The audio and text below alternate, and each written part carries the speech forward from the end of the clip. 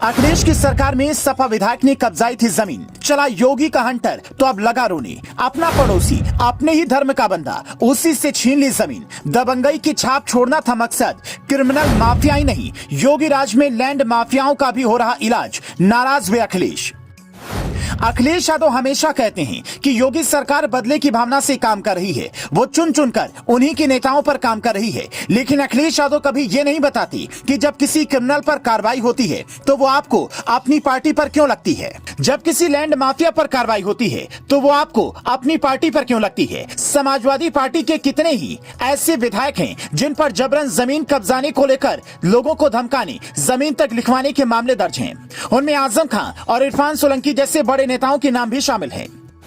अब इस फहरिस्त में एक और नाम जुड़ गया है। इससे विधायक के कारनामे आपके कान खड़े कर देंगे, क्योंकि विधायक जी जमीन कब्जाने दूर भी नहीं गए, अपने ही गांव में सरकारी जमीन पर कब्जा कर लिया और सरकार अपनी थी तो गांव के लोगों को डरा धमका कर बैठा दिया।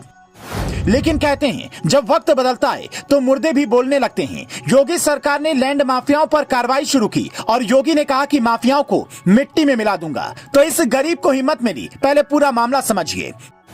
पूर्व मंत्री और मेरठ की किठौर विधानसभा सीट से सपा विधायक शाहिद मंसूर की मुश्किलें बढ़ती जा रही हैं। सोमवार को विधायक के भाई के कब्जे से प्रशासन ने 28 बीघा जमीन को कुर्क कर दिया।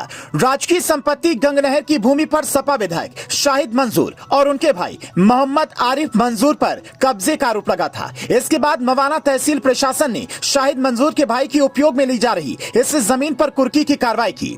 इस मामले में 2022 में मंत्री के पैतृक गाँव राधना के ही मोहसिन नामक व्यक्ति ने करीब 30 बीघा जमीन पर विधायक और उनके परिवार द्वारा कब्जा करने की शिकायत की थी। आरोप था कि 2012 में प्रदेश में सपा सरकार होने के चलते उन्होंने सरकारी जमीन का बैनामा करा लिया। इस पर संज्ञान लेते हुए संबंधित तहसील के अफसरों को जांच करने के आदेश दिए गए थे। इस 30 बीघा जमीन में से 2 बीघा जमीन पर खड़े फसल पर कुछ दिन पहले ही प्रशासन ने ट्रैक्टर और जेसीबी चलवाई थी। तहसीलदार मवाना आकांक्षा जोशी ने बताया 2022 में पूर्व मंत्री शाहिद मंसूर द्वारा जमीन कब्जाने की शिकायत की गई थी। इसमें शिकायतकर्ता ने बताया था कि सरकारी जमीन पर वर्तमान में पूर्व मंत्री के भाई मोहम्मद आरिफ का कब्जा था। इन दोनों ही पक्षों में विवाद हुआ था। इसकी एसडीएम मवाना के निर्देशन में सोमवार को कुर्की की कार्रवाई की गई। फसल की नीलामी के लिए जो भी आवश्यक प्रक्रिया है वो भी जल्द ही पूरी कर ली जाएगी।